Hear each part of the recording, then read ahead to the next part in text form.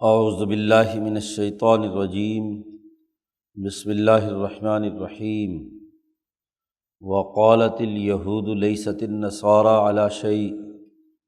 وقالت النصارى لیست الیہود علی شیء وهم یتلون الکتاب کذلک قال الذین لا یعلمون مثل قولهم فاللہ یحکم بینہم یوم القیامۃ فیما کانوا فیہ یختلفون۔ ومن اظلم ممن منع مساجد اللہ ان یذکر فیہا اسمہ وسعی فی خرابها اولئک ما کان لہم ان یدخلوها الا خائفین لہم فی الدنیا خزی ولہم فی الآخرۃ عذاب عظیم۔ وللہ المشرق والمغرب فأینما تولوا فثم وجہ اللہ ان اللہ واسع علیم۔ وقالوا اتخذ اللہ ولدا سبحانہ بل لہ ما فی السماوات والارض کل لہ قانتون۔ بدیع السماوات والارض واذا قضى امرا فانما یقول له کن فیکون۔ وقال الذین لا یعلمون لولا یکلمنا اللہ او تأتینا آیہ کذلک قال الذین من قبلہم مثل قولہم تشابہت قلوبہم قد بینا الآیات لقوم یوقنون۔ انا ارسلناک بالحق بشیرا ونذیرا ولا تسأل عن اصحاب الجحیم۔ ولن ترضى عنك اليهود ولا النصارى حتى تتبع ملتهم قل إن هدى الله هو الهدى ولئن اتبعت أهواءهم بعد الذي جاءك من العلم ما لك من الله من ولي ولا نصير۔ الذين آتيناهم الكتاب يتلونه حق تلاوته أولئك يؤمنون به ومن یکفر بہ فاولئک هم الخاسرون۔ صدق اللہ العظیم۔ بنی اسرائیل کی خرابیوں کا تذکرہ ہو رہا ہے۔ جب قومیں زوال پذیر ہو جاتی ہیں اور ان میں گروہیتیں پیدا ہو جاتی ہیں تو ہر گروہ دوسرے کو غلط قرار دیتا ہے اور یہ کہتا ہے کہ یہ فرقہ کسی صحیح اسلوب پر نہیں ہے، یہ غلط ہے۔ دوسرا فرقہ پہلے والے کو غلط قرار دیتا ہے تو فرقہ وارانہ گروہیتیں پیدا ہو جاتی ہیں، انسانیت کی وحدت ٹوٹ جاتی ہے۔ انسانی وحدت کو پیش نظر رکھے بغیر خود ساختہ عقائد اور گروہیتوں کی بنیاد پر ایک دوسرے کے خلاف فتوے لگاتے ہیں۔ قرآن حکیم نے یہاں یہودیوں اور عیسائیوں کا تذکرہ کرتے ہوئے کہا ہے کہ آج ان کی مسخ شدہ مذہبیت یہاں تک ہو گئی کہ یہ ایک دوسرے کو کافر قرار دیتے ہیں، حالانکہ پچھلے آیت میں قانون اور ضابطہ بتلایا گیا تھا کہ جنت میں داخلہ یہود اور نصارہ کے ساتھ مخصوص نہیں بلکہ بلا من اسلم وجہہ للہ وہو محسن۔ ہاں، جو آدمی جو اللہ پر اسلام لایا، اپنے آپ کو اللہ کا فرما بردار بنایا اور دل سے صفت احسان اللہ کے ساتھ تعلق قائم کر لیا، اسی کے لیے نہ خوف ہے نہ غم ہے۔ قرآن حکیم یہاں اس رکوع سے کہتا ہے وقالت الیہود لیست النصارى علی شیء۔ یہود تو یہ کہتے ہیں کہ یہ عیسائی کسی سیدھے راستے پر نہیں ہے، علی شیء کسی کام کی بات پر نہیں ہے، کسی کام کے راستے پر نہیں ہے۔ یہ اردو میں کہا جاتا ہے لیست النصارى علی شیء، نصارہ کچھ بھی نہیں ہے، عیسائی کچھ بھی نہیں ہے۔ اور وقالت النصارى لیست الیہود علی شیء، اور عیسائی یہودیوں کے بارے میں کہتے ہیں کہ یہ یہودی کچھ نہیں ہے، ایک دوسرے کی نفی کرتے ہیں، ایک دوسرے کا انکار کرتے ہیں۔ یہود عیسائیوں کو اس لیے برا کہتے ہیں کہ انہوں نے عیسیٰ علیہ السلام کو اللہ کا بیٹا قرار دے لیا، اور عیسائی یہودیوں کو اس لیے برا قرار دیتے ہیں کہ یہ عیسیٰ علیہ السلام کی نبوت کے منکر بھی ہیں اور عزیر کو بیٹا قرار دے لیا۔ تو دونوں ایک دوسرے کے اوپر فتوے لگاتے ہیں کہ دوسرا گروہ کسی صحیح بات پر نہیں ہے۔ قرآن حکیم کہتا ہے عجیب بات ہے، دونوں کتاب ایک ہی پڑھتے ہیں، وَهُمْ يَتْلُونَ الْكِتَابَ، تورات ہی پڑھ رہے ہیں۔ ایک تورات پڑھ کر دوسرے فرقے کو گمراہ قرار دیتا ہے، اور دوسرا تورات پڑھ کر پہلے فرقے کو گمراہ قرار دیتا ہے۔ مولانا سندھی کہتے ہیں یہی بات آج مسلمانوں میں ہے، سارے قرآن پڑھتے ہیں لیکن ایک قرآن پڑھنے والا دوسرے قرآن پڑھنے والے کو کہتا ہے کہ جی یہ صحیح نہیں ہے، اور دوسرا قرآن پڑھنے والا پہلے کو کہتا ہے کہ یہ صحیح نہیں ہے۔ تو جب قوموں میں زوال آ جائے اور ان کا سیاسی شعور مارا جائے، انسانیت کا احترام اور اس کی اجتماعیت پیش نظر نہ ہو، تو ہر گروہیت معمولی سے اختلاف کی بنیاد پر دوسرے کو گمراہ اور کافر قرار دیتی ہے۔ انسانی اجتماعی مسائل پیش نظر نہیں رہتے، اور وہ محض عقیدوں اور مسلکوں کے جھگڑوں میں ایک دوسرے کی انسانیت کی بھی توہین کرتے ہیں، حالانکہ دونوں قرآن پڑھ رہے ہیں۔ قرآن حکیم کہتا ہے کہ یہ صرف کتاب پڑھنے والے اہل علم ہی کا معاملہ نہیں، اب ان کے پاس تو تورات ہے، یہ اپنے آپ کو علم والے کہتے ہیں، اس کے باوجود یہ ایک دوسرے کو گمراہ قرار دیتے ہیں۔ قرآن کہتا ہے کذالک قال الذین لا یعلمون مثل قولہم، اسی طرح ان لوگوں نے بھی کہا جو علم نہیں رکھتے تھے، اب وہ خواہ مکے کے مشرک ہوں یا مولانا سندھی کہتے ہیں کہ سائبین، جو دیگر اقوام ہیں جن کے پاس تورات کا علم نہیں ہے، جاہل لوگ ہیں، تو جاہل بھی اصل میں اسی جھگڑے میں پڑ گئے۔ ہر جاہل دوسرے جاہل کو یا دوسرے گروہ کو غلط قرار دیتا ہے۔ علم نام کو کوئی چیز نہیں، نہ قرآن جانتے ہیں نہ تورات جانتے ہیں، لیکن دوسرے کو گمراہ ضرور قرار دیں گے جہالت کے بل بوتے پر۔ تو قوموں میں جب اجتماعیت کا شعور نہ رہے، انسانیت کی ترقی کی بات پیش نظر نہ رہے، اور انسانوں کو جوڑ کر ایک نظم حکومت اور نظم مملکت قائم کرنے، ان کا سیاسی اور معاشی نظام قائم کرنے کی فکر نہ رہے، تو پھر ہر گروہ دوسرے گروہ کو، خواہ وہ عالموں کا ہو یا جاہلوں کا ہو، وہ مثل قولہم اسی طرح کی بات کرتے ہیں، یعنی ہر ایک دوسرے کی نفی کرتا ہے کہ فلاں فرقہ ایسا نہیں ہے، فلاں ایسا نہیں ہے۔ اللہ پاک نے ان فرقہ وارانہ گروہیتوں کا تذکرہ کر کے کہا فاللہ یحکم بینہم یوم القیامۃ فیما کانوا فیہ یختلفون، اب اللہ ہی فیصلہ کرے گا ان کے درمیان قیامت کے دن اس بات میں جس میں یہ جھگڑتے تھے۔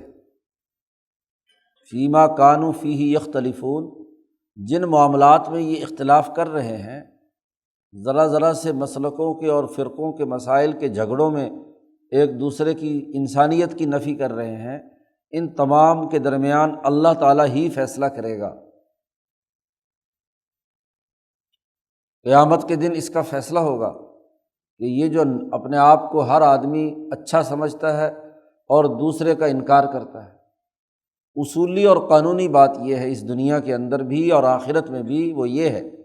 قرآن نے آگے قانونی اور اصولی بات بیان فرمائی کہ وَمَنْ أَظْلَمُ مِمَّنْ مَنَعَ مَسَاجِدَ اللَّهِ أَنْ يُذْكَرَ فِيهَا اسْمُهُ وَسَعَىٰ فِي خَرَابِهَا، اس سے بڑا کون ظالم ہوگا جو لوگوں کو اللہ کی مسجدوں سے روکتا ہے۔ اللہ کے لیے کوئی عبادت گھر بنایا گیا، مسجد بنائی گئی، اللہ کی طرف جانے سے روکتا ہے، اور اس بات سے روکتا ہے کہ ان یذکر فیہا اسمہ، کہ ان اللہ کے نام پر بننے والی مسجدوں میں اللہ کا نام لیا جائے۔ تو اللہ کا نام لینے سے روکنے والا جو بھی ہے، اس سے بڑا کون ظالم ہوگا۔ مسئلہ یہاں فرقوں اور ان کی شناختوں کا نہیں ہے، مسئلہ تو اللہ سے تعلق اور عدم تعلق کا ہے۔ نام اللہ کا استعمال کیا جائے اور مقاصد خواہشات اور گروہیتوں کے، حسد اور کینے کے،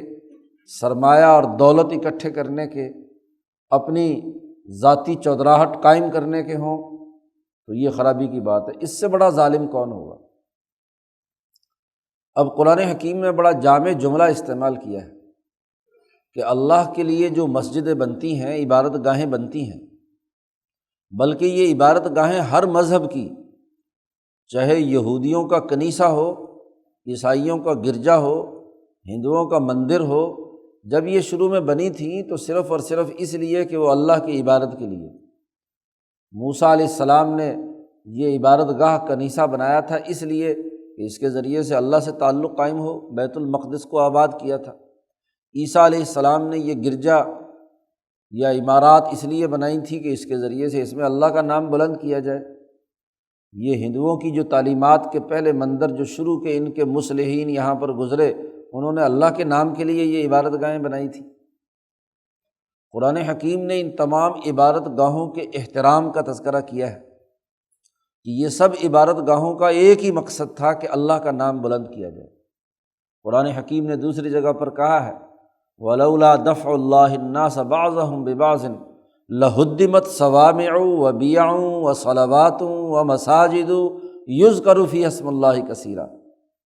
وہاں اللہ پاک نے 4 عبادت گاہوں کا تذکرہ کیا ہے، عیسائیوں کا کنیسہ، صومعہ، اور اسی طریقے سے بیع، یہ بھی ایک عبادت گاہ جو یہودیوں کی تھی، اور اسی طریقے سے مسجدیں جو مسلمانوں کے عنوان سے قائم ہوتی ہیں، اور ان چاروں کے بارے میں کہا ہے کہ یذکر فیہ اسم اللہ کثیرا، کہ ان سب میں اللہ کا نام کثرت سے بلند کیا جاتا رہا ہے۔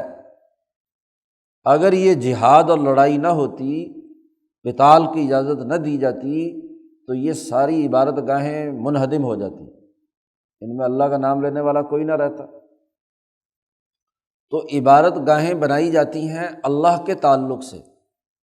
اب کون ہے جو اللہ سے روک کر، اگر کسی عبادت گاہ کو بنائی گئی تھی اللہ کے لیے لیکن وہاں لا کر بت رکھ دیا،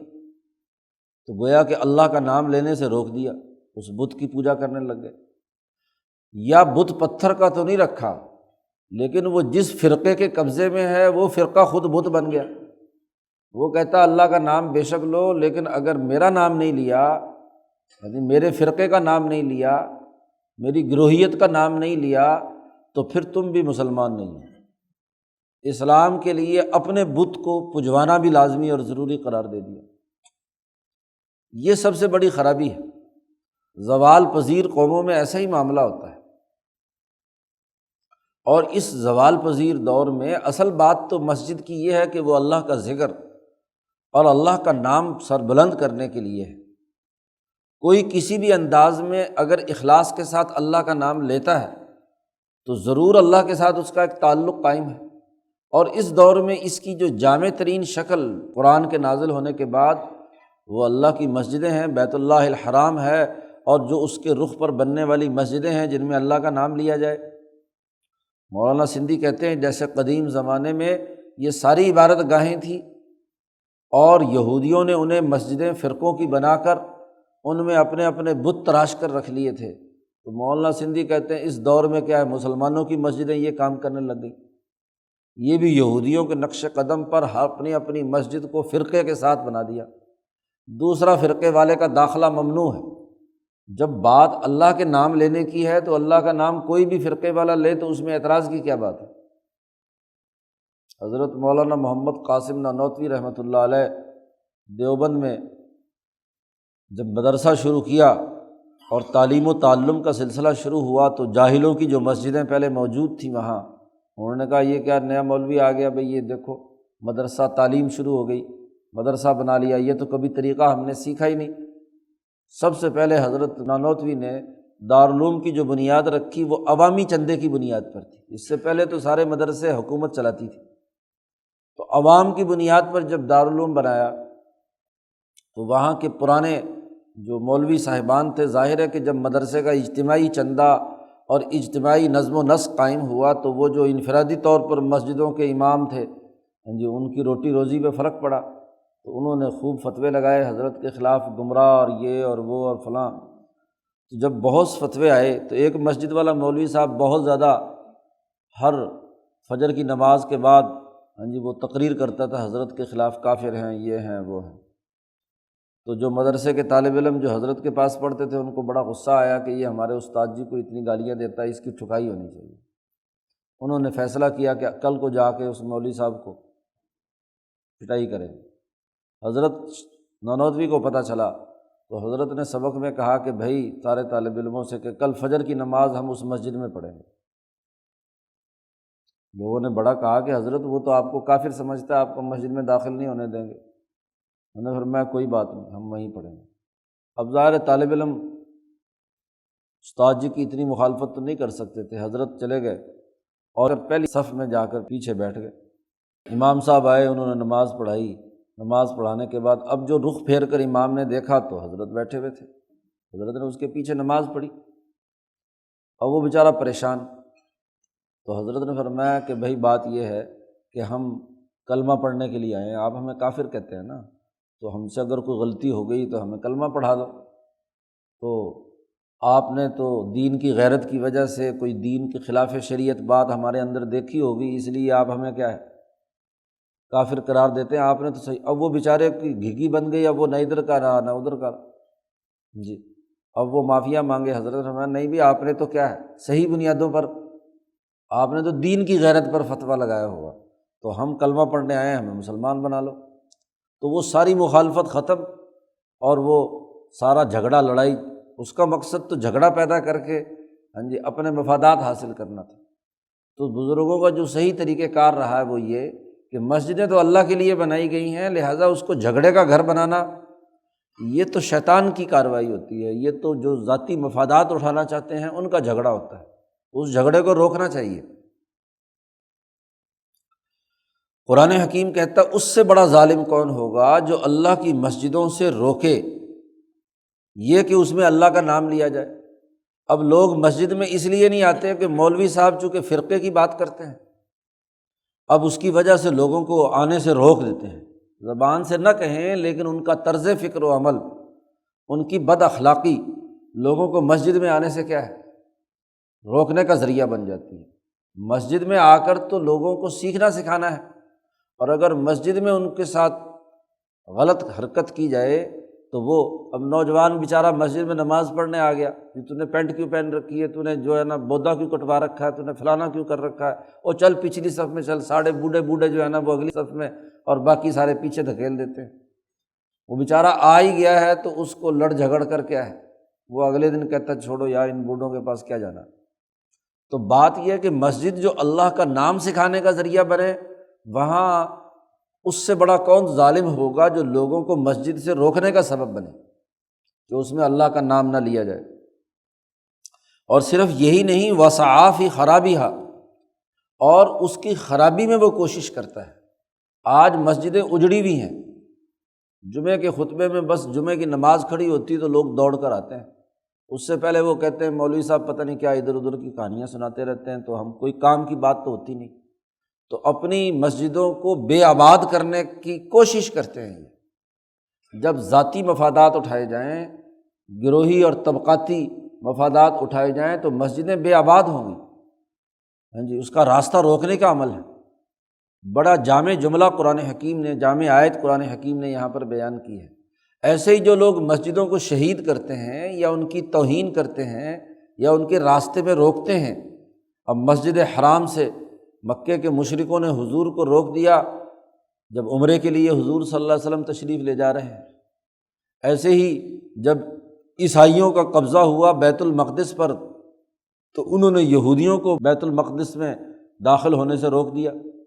کہ جی آئندہ پابندی ہے کہ کوئی عیسائی مسجد کے قریب بھی نہ آئے۔ بھائی جو اللہ کے نام کے لیے عمارت بنی ہے اس کے لیے تو جو انسان بھی آنا چاہے اس کو آنے کی اجازت ہونی چاہیے۔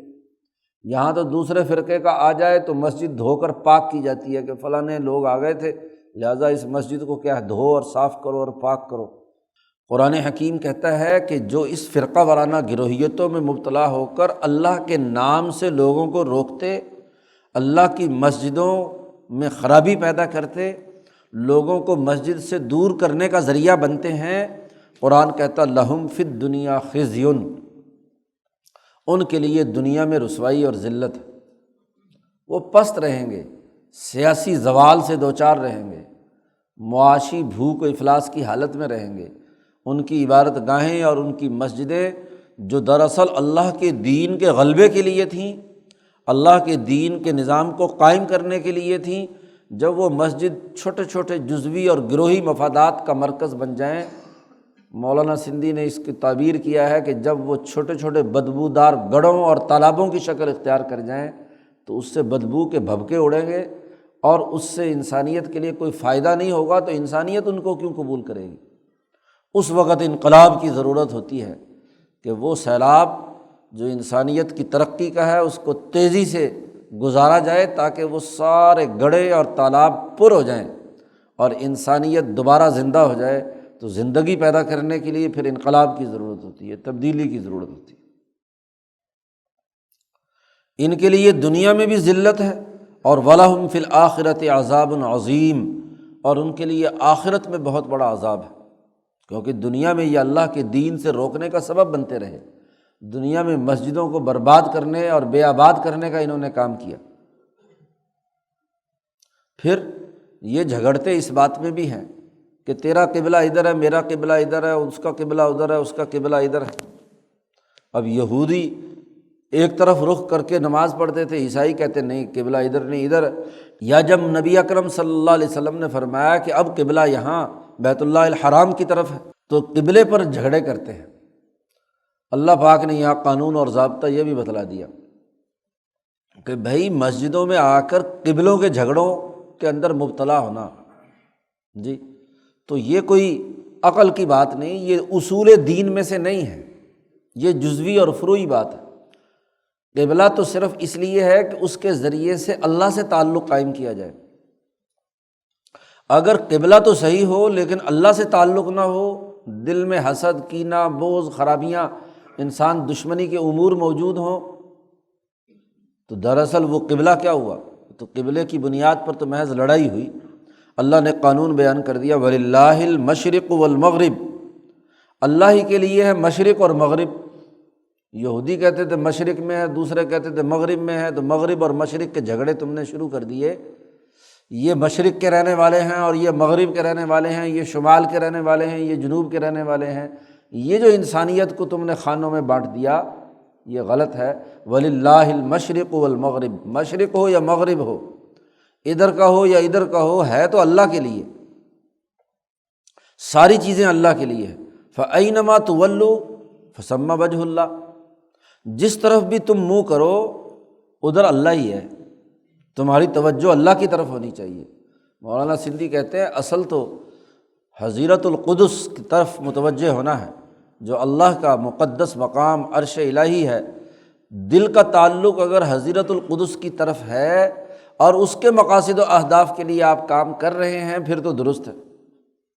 اور اللہ سے تعلق نہ ہو، احسان کی صفت پیدا نہ ہو، حضیرت القدس سے یا عرش الہی کے ساتھ ربط پیدا نہ ہو، اور مشرق و مغرب کے جھگڑے شروع کیے جائیں، قبلہ ادھر نہیں ادھر ہے، ادھر نہیں ادھر ہے، تو یہ سطحی باتیں ہیں، یہ اصول دین میں سے نہیں ہے۔ اصل دین جو ہے وہ اخبات الی اللہ ہے، اللہ کی طرف متوجہ ہونا ہے، اور وہ توجہ ذات باری تعالیٰ کی طرف، حضیرت القدس کی طرف ہے۔ اب ادھر متوجہ ہونے کے بجائے تم قبلوں کے جھگڑوں پہ لڑ رہے ہو۔ ان اللہ واسع علیم، بے شک اللہ تعالیٰ بے انتہا بخشش کرنے والا، سب کچھ جاننے والا ہے۔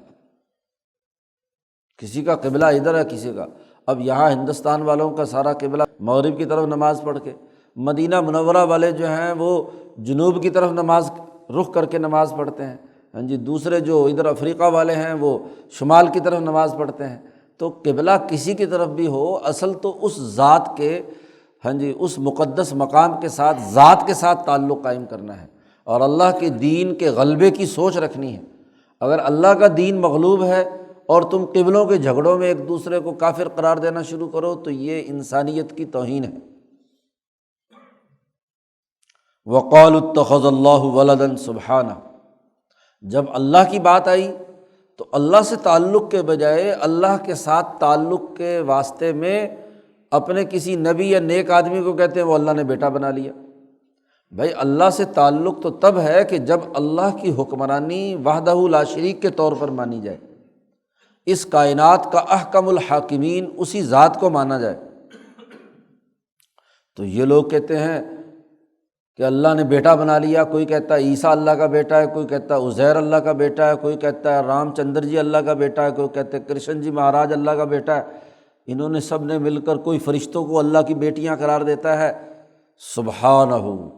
اللہ تعالیٰ ان تمام چیزوں سے پاک ہے۔ بل لہ ما فی السماوات والارض، بلکہ جو کچھ آسمان اور زمین میں ہے اس کی ملکیت وہ اس کے اللہ تبارک و تعالیٰ کی ہے، اللہ تعالیٰ ہی کا ہے، تو اسے بیٹا بنانے کی کیا ضرورت ہے؟ بیٹا تو وہ بنائے کسی کو جب کوئی چیز اس کی نہ ہو تو چلو بیٹا کما کر لا کر کھلائے گا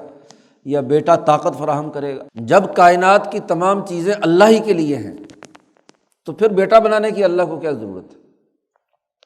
تو اصل تو توحید کے نظریے پر ذات باری تعالیٰ کو ماننا اور تسلیم کرنا یہ بنیادی چیز ہے، اس کی حکمرانی ماننی ہے۔ شروع میں یہ بات صورت میں واضح کی گئی تھی کہ یہ احکم الحاکمین، اللہ نے یہ کتاب نازل کی ہے، اس کا جاری کردہ یہ آرڈیننس ہے، اس کا یہ حکم نامہ ہے۔ تو اصل تو دعوت بنی اسرائیل کی ساری خرابیاں بیان کرنے کے بعد آخر میں یہی بات کہی گئی کہ اللہ کے ساتھ تعلق قائم کرنا ہے بغیر کسی شرک اور کفر کے۔ کل لہ قانتون، تمام کی تمام کائنات کی اشیاء اس اللہ تبارک و تعالیٰ ہی کے تابع دار ہیں، فرما بردار ہیں۔ تو جب سب چیزیں اللہ کے تابع دار اور فرما بردار ہیں تو اس کو بیٹا بنانے اور واسطہ بنانے کی کیا ضرورت ہے؟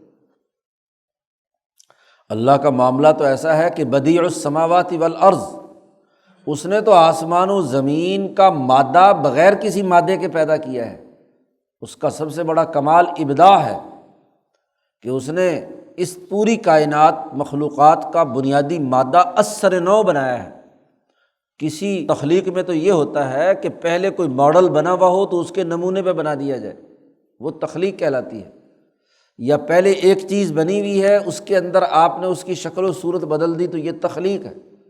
یہ ساری کائنات جو ہے اس کا تو اثر نو، ابتدا سے پیدا کرنے والا اور بنانے والا وہ اللہ تبارک و تعالیٰ ہے۔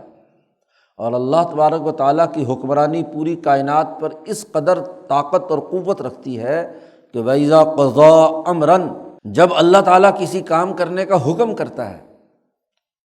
تو فَإِنَّمَا يَقُولُ لَهُ كُن فَيَكُونُ، تو اللہ تبارک و تعالیٰ صرف یہ کہتا ہے کہ ہو جا تو وہ ہو جاتی ہے۔ تو جب کائنات کا ذرہ ذرہ، اس کا ابداع، اس کی تخلیق، اس کی تدبیر اور اس کا پورا نظام اس کے حکم پر چل رہا ہے تو اس کو بیٹا بنانے کی کیا ضرورت ہے؟ اس کو واسطہ بنانے کی کیا ضرورت ہے؟ انما یقول لہ کن فیکون۔ اور یہ کن کہنا بھی کوئی ضروری نہیں کہ لفظ بولے، اللہ تو ارادہ کر لے تو ارادہ ازلیہ قدیمہ ہی کائنات کے اندر ہر حرکت و تغیر و تبدل کا ذریعہ اور سبب ہے۔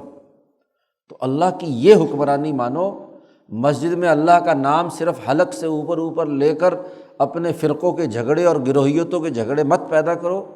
اللہ سے تعلق قائم کرنے کی جد و جہد اور کوشش کرو کہ کائنات کے تمام نظام پر اسی احکم الحاکمین کا مکمل کنٹرول ہے۔ اللہ کے تدبیر چلانے والے، نظام چلانے والی طاقت اور قوت کے طور پر اللہ تبارک و تعالیٰ سے تعلق قائم کرو۔ یہ جو پہلے والا شبہ تھا یعنی بیٹا پیدا کرنے والا، یہ وہ لوگ ہیں جو کتاب رکھتے ہیں جی، کوئی تورات پڑھتا ہے، کوئی انجیل پڑھتا ہے اور اس کے باوجود ایک عیسیٰ کو خدا کہتا ہے اور ایک عزیر کو خدا کا بیٹا کہتا ہے۔ قرآن حکیم کہتا ہے جب یہ فرقہ وارانہ گروہیتوں میں اہل علم کا یہ حال ہو جو اللہ کی کتاب کو پڑھنے کے باوجود اس طرح کی باتیں کرتے ہیں، تو اسی طرح وہ لوگ جو علم نہیں بھی رکھتے، صائبین ہیں یا مکے کے مشرک ہیں، وقال الذین لا یعلمون، وہ لوگ جو علم نہیں رکھتے وہ بھی یہ کہتے ہیں کہ لولا یکلمنا اللہ او تأتینا آیا، اللہ ہم سے براہ راست کیوں نہیں بات کرتا، اور اللہ تعالیٰ کیوں نہیں نشانیاں اتارتا، کوئی علامت اتارتا؟ ہمارے پاس تو آیت آئی نہیں۔ مکے کے مشرک کہتے تھے کہ یہ اللہ کا پیغام محمد صلی اللہ علیہ وسلم پر آتا ہے تو اللہ ڈائریکٹ ہمیں کیوں نہیں کہتا کہ یہ محمد میرا نبی ہے، اس کی بات مانو؟ تو تب ہم اللہ کو ماننے کا مطلب اللہ کا اپنے ساتھ براہ راست مکالمہ، اس کو لازمی قرار دیتے ہیں۔ اور او تأتینا آیا، یا یہ کہتے ہیں کہ کوئی آیت اور نشانی ہمارے پاس کیوں نہیں آتی اور وہ نشانی آ کر بتلائے کہ یہ اللہ کے نبی ہیں۔ تو جو جاہل لوگ ہیں وہ یہ بات کہتے ہیں، جانتے کچھ نہیں، حالانکہ ان کو معلوم ہونا چاہیے کہ اللہ کا کلام کرنے کے مختلف علمی طریقے ہیں۔ جب تک وہ علمی استعداد نہ ہو تو علم منتقل کرنے کا عمل نہیں ہو سکتا۔ ہر علم کے منتقل ہونے کے کچھ ذرائع اور واسطے ہوتے ہیں،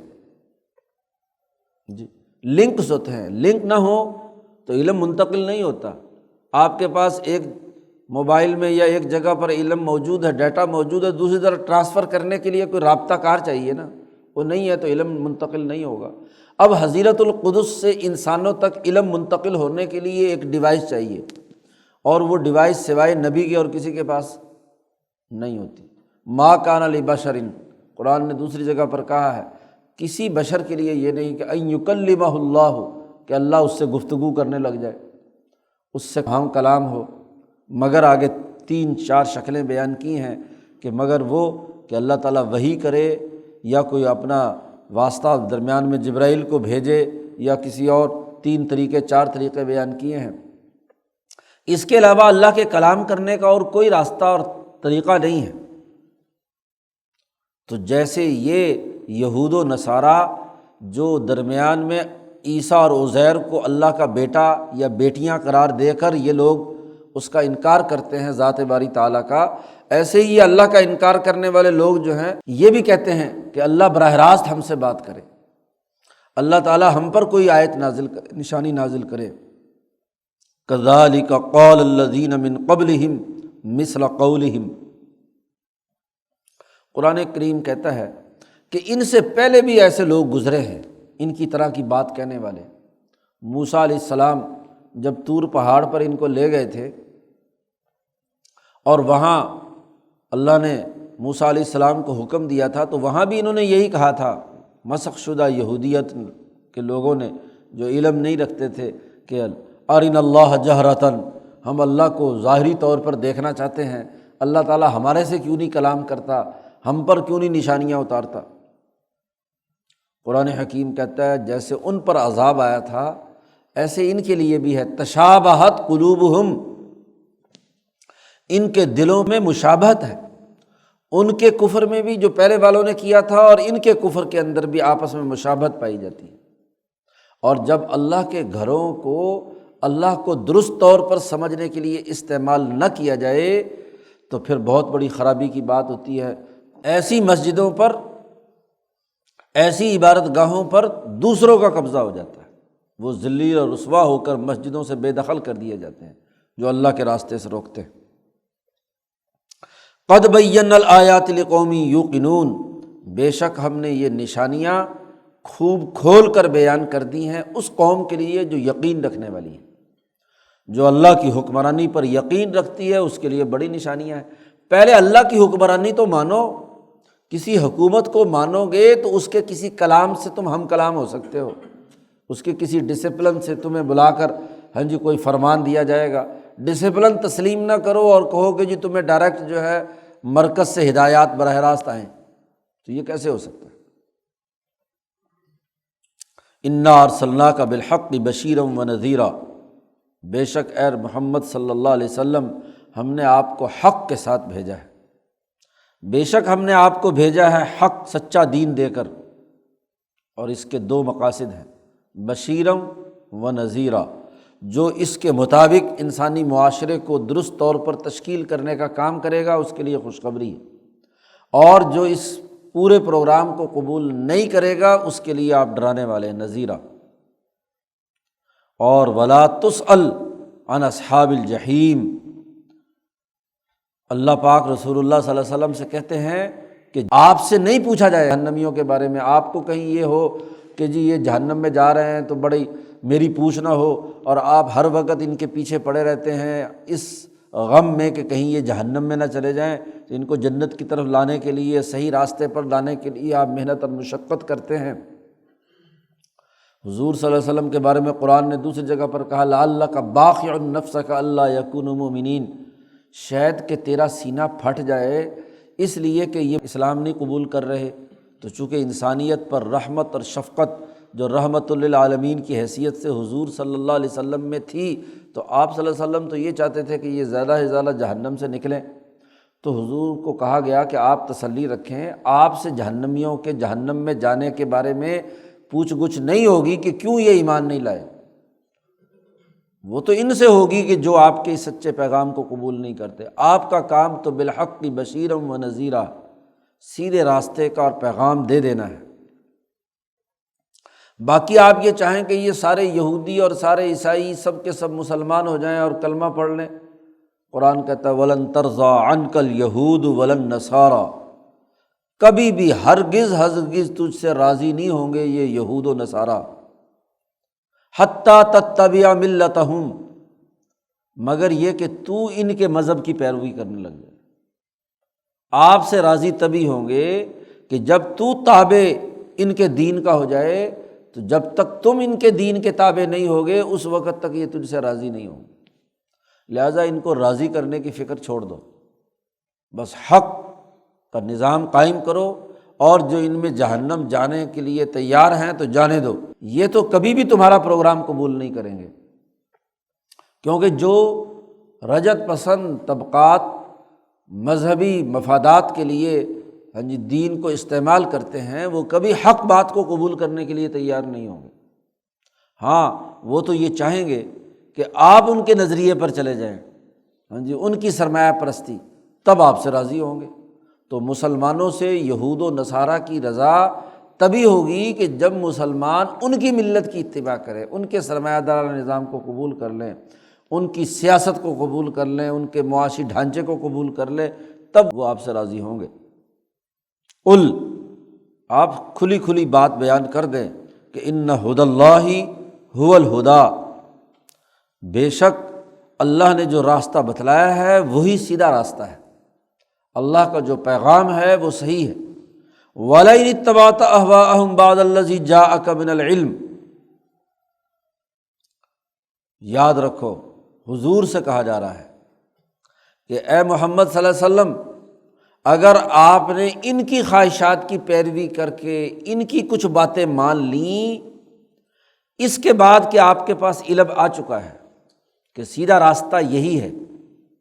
سرمایہ پرستی کو ختم کرنے کا، انسانیت کی ترقی کا، اس علم آ جانے کے بعد اگر آپ نے ان کی خواہشات کی پیروی کی، ان سرمایہ داروں، جاگیرداروں، مفاد پرستوں، گروہیتوں، مذہبی شناخت رکھنے والے ان فرقہ پرستوں کی بات مانی، تو ما لک من اللہ من ولی ولا نصیر،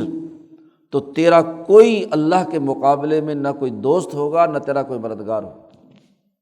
اگر حضرت محمد مصطفیٰ صلی اللہ علیہ وسلم کو یہ چیلنج اللہ میاں کر رہے ہیں کہ بالفرض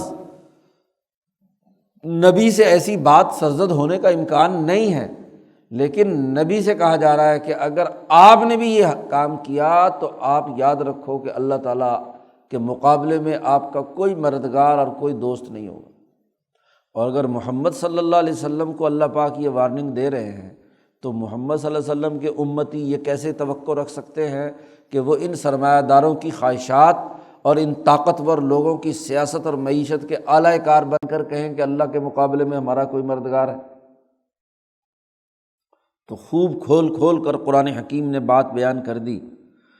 قرآن حکیم کہتا ہے سچے راستے پر صرف وہی چلتے ہیں الذین آتیناہم الکتاب یتلونہ حق تلاوتہ، وہ لوگ جن کو ہم نے کتاب دی اور وہ اس کی تلاوت کرتے ہیں جیسے اس کی تلاوت کا حق ہے، یعنی خوب سوچ سمجھ کر اس کے معنی مفاہیم پر غور و فکر کرتے ہیں، توجہ کرتے ہیں اور اس کے مطابق اپنے دل و دماغ کو بدلنے اور اپنے اعمال کو بدلنے کی طرف متوجہ ہوتے ہیں، اولئک یؤمنون بہ، صرف وہی لوگ ہی اس پر ایمان لائیں گے، اس کے علاوہ اور کوئی نہیں۔ حتیٰ کہ یہاں الکتاب سے مراد تورات بھی ہو سکتی ہے، قرآن بھی ہو سکتا ہے۔ تو اسی لیے یہودی علماء میں سے وہ لوگ جنہوں نے تورات کو پورے اچھے طریقے سے تلاوت کیا، تو تورات سے ہی انہیں پتہ چل گیا کہ محمد صلی اللہ علیہ وسلم سچے ہیں، اور وہ حضور پر ایمان لے آئے۔ تو جو بھی صدق دل کے ساتھ اللہ کی اس کتاب کو توجہ سے پڑھے گا، چاہے تورات کو ہی صحیح طریقے سے پڑھے، تو اولئک یؤمنون بہ، وہ ایمان لے آئیں گے۔ تو حضرت عبداللہ ابن سلام رضی اللہ تعالیٰ عنہ یہودیوں کے بہت بڑے عالم تھے، تورات کے حافظ تھے، ہاں جی۔ تو تورات کو انہوں نے توجہ سے تلاوت کی، اور اس میں جو نشانیاں حضور کی بتلائی گئی تھیں وہ پوری ہوئیں، تو حضور کے پاس آ کر ایمان لے آئے۔ ان کے ایمان کا بھی عجیب واقعہ ہے، مسلمان ہو گئے، اور مسلمان ہونے کے بعد انہوں نے حضور سے کہا کہ میں اندر کمرے میں پیچھے بیٹھتا ہوں، آپ ان یہودیوں کے بڑے بڑے علماء سے بلا کر میرے بارے میں پوچھنا کہ وہ کیسا آدمی ہے۔ ابھی تک یہودیوں کو پتہ نہیں چلا تھا کہ یہ مسلمان ہو چکے ہیں۔ تو وہ اندر پیچھے کمرے میں تھے، حضور نے یہودیوں کو بلا کر بڑے بڑے ان کے علماء جمع ہو گئے، ان سے پوچھا کہ بھائی عبداللہ ابن سلام کیسا آدمی ہے؟ انہوں نے کہا بہت بڑا عالم ہے، بہت علامہ ہے، بہت فہامہ ہے، تورات کا حافظ ہے، بڑا نیک ہے، بڑا بزرگ ہے، بڑی تعریفوں کے پل باندھے۔ تو جب بہت تعریفیں کی انہوں نے، تو انہوں نے کہا کہ اگر وہ مسلمان ہو جائے تو پھر کیا خیال ہے، تم سارے مسلمان ہو جاؤ گے نا، کیونکہ تمہارا سب سے بڑا جو لیڈر اور عالم ہے وہ اگر تورات کی بنیاد پر مسلمان ہو رہا ہے تو تم بھی مسلمان ہوگا۔ نہیں نہیں، یہ کیسے ہو سکتا ہے کہ ہمارا اتنا بڑا چودھری جو ہے وہ مسلمان ہو جائے، وہ کلمہ نہیں پڑھ سکتا، وہ تو ہمارے یہودی فرقے پر کیا ہے، پکا ہے۔ بڑی اس کی پختگی کی قسمیں لمبی چوڑی انہوں نے کھائیں۔ تو ابھی وہ اسی طرح کی باتیں کر رہے تھے، تو عبداللہ ابن سلام پیچھے سے دروازہ کھول کر آیا، انہوں نے کہا اشہد ان لا الہ الا اللہ و اشہد ان محمد الرسول اللہ۔ اب جیسے انہوں نے کلمہ پڑھا تو بجائے یہ کہ بات مانتے، جب سب سے بڑا تمہارا رہنما ہے اور تورات کا حافظ ہے اور عالم ہے، اور انہوں نے وہ دلائل دیے جو تورات میں موجود تھے حضور صلی اللہ علیہ وسلم کی حقانیت کے، تو اب وہ سارے کہنے کہ تو بڑا ہی فلانا ہے، یہ ہے وہ ہے، فتوے کی زبانیں نکلنا شروع ہو گئی، کہتے نہیں یہ تو یہ جاہل آدمی ہے، یہ ایسا ہے، یہ ویسا ہے۔ تو فوراً کیا ہے، گرگٹ کی طرح بدل گئے۔ تو عبداللہ ابن سلام نے جب کتاب کی صحیح طریقے سے تلاوت کی، اولئک یؤمنون بہ، وہی لوگ ایمان لانے والے ہیں۔ اب جامع جملہ قرآن نے استعمال کیا ہے، تو اس لیے خود قرآن حکیم کو بھی جو صحیح طریقے سے تلاوت کرے گا، اس لیے تلاوت کے ساتھ ایک لفظ استعمال کیا، حق تلاوت ہی، کہ اس تلاوت کا حق ادا کیا۔ ایک تلاوت محض حلق سے اوپر اوپر ہے، جو حضور صلی اللہ علیہ وسلم نے فرمایا کہ آخر زمانے میں لوگ قرآن پڑھیں گے، بڑی خوشحالی سے پڑھیں گے، بہت اچھے طریقے سے پڑھیں گے، لیکن لا یجاوز حناجرہم، وہ ان کے حلق سے نیچے نہیں اترے گا، وہ پھر باہر کی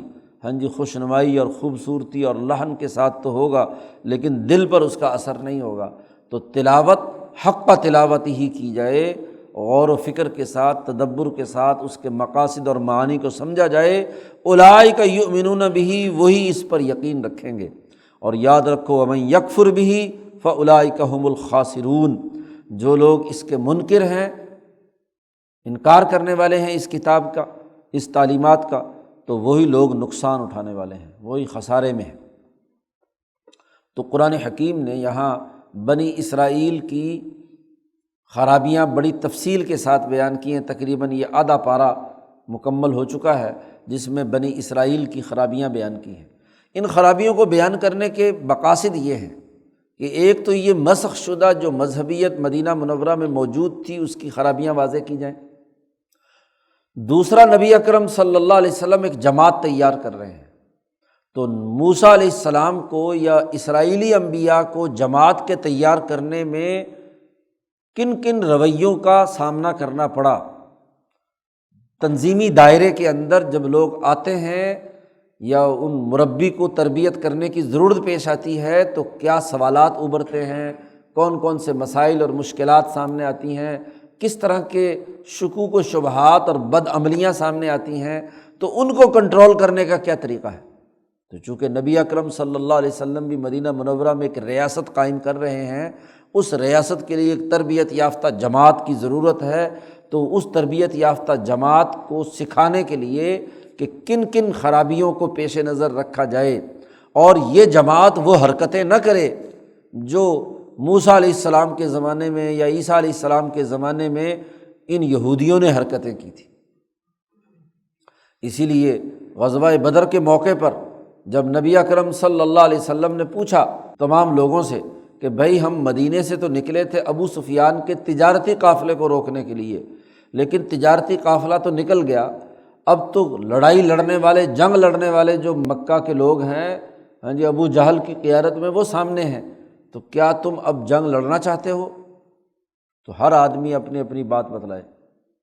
تو مہاجرین نے تو اسی وقت اعلان کر دیا کہ ہاں جی ہم تو نکلے ہی ہیں، جب اپنے وطن سے بے وطن ہو گئے تو اب لڑنے کے لیے تو ہم تیار ہیں۔ حضور نے دوسری دفعہ انصار کی طرف رخ کر کے پوچھا کہ بھائی تم بتاؤ، تو حضرت سعد جو قبیلے کے سردار تھے وہ کھڑے ہوئے، انہوں نے عرض کیا کہ یا رسول اللہ آپ ہم سے پوچھنا چاہتے ہیں؟ تو سعد نے کہا کہ ہم وہ جملہ نہیں کہیں گے جو موسیٰ علیہ السلام سے ان کی قوم نے کہا تھا کہ انت وربک فقاتلا انا ہاہنا قاعدون، کہ تو اور تیرا رب جاؤ اور جا کر لڑو، ہم تو یہاں بیٹھے ہیں۔ ہم یہودیوں والا یہ جملہ نہیں کہیں گے، ہم تو جہاں آپ کا پسینہ گرے گا وہاں اپنا خون گرائیں گے۔ تو گویا کہ یہودیوں کے اس قصے کے اندر جو خرابیاں تھیں، تو صحابہ کی تعلیم و تربیت میں ان خرابیوں کا صحابہ کو ادراک ہوا، اور صحابہ نے وہ یہود والی غلطیاں نہیں دہرائیں اور انہوں نے اس کا انکار کیا۔ تو یہ تربیت کا طریقہ ہوتا ہے کہ گزشتہ حکایات و واقعات کے ضمن میں ہاں جی اپنے زیر تربیت افراد کو وہ باتیں بتلا دی جائیں کہ یہ ممکنہ خرابیاں ہو سکتی ہیں، کیا تم بھی خرابیاں کرو گے یا صحیح راستے پر رہو گے؟ تو یہاں بنی اسرائیل کی تفصیل سے خرابیاں بیان کر کے یہ بتلا دیا کہ اب تم ناکارہ ہو چکے ہو، تمہاری بنیاد پر کوئی نیا نظام حکومت، قومی یا بین الاقوامی نظام نہیں بنایا جا سکتا۔ جس جماعت میں یہ ساری بد اخلاقیاں موجود ہوں، فرقہ وارانہ گروہیتیں ہوں، ذہنیت پست ہو چکی ہو، آپس میں لڑتے جھگڑتے ہوں، مسجدوں کو لڑائی جھگڑے کا ذریعہ بنا دیا گیا ہو، اب یہ اس قابل نہیں ہے کہ ان کی بنیاد پر کوئی نظام قائم کیا جائے۔ اب انقلاب فکر و عمل کی ضرورت ہے۔ یہودی حضرت ابراہیم کو مانتے ہیں، عیسائی بھی ابراہیم کو مانتے ہیں، مکے کے مشرک بھی ابراہیم کو مانتے ہیں، تو اب قرآن نے اگلے یا بنی اسرائیل سے دعوت دی ہے کہ اب اصل جو ابراہیم کا پروگرام اور پیغام تھا انقلابی، اس کی طرف لوٹو، اپنی گروہیتوں کو ختم کرو، اپنی فرقہ واریت کو ختم کرو، اپنی ان اختلافات کو ختم کر کے دوبارہ اصل پیغام کی طرف، پروگرام کی طرف جاؤ، اور وہ اصل پروگرام جو ہے وہ ابراہیم علیہ السلام کا، یہی انقلابی نقطہ نظر ہے۔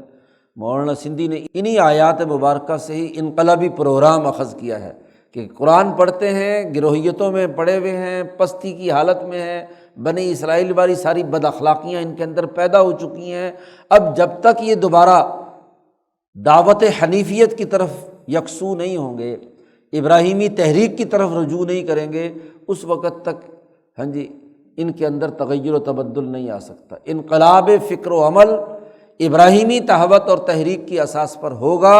تو تب یہ آگے کوئی نتیجہ پیدا کر سکتے ہیں۔ اسی سے مولانا سندھی نے وہ انقلابی پروگرام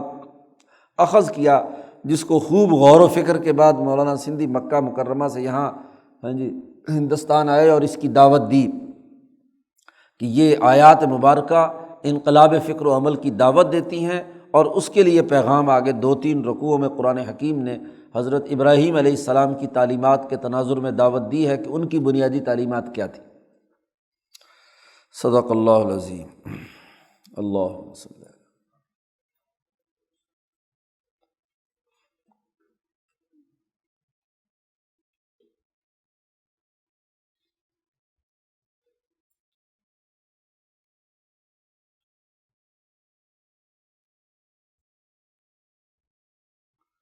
اجمعین۔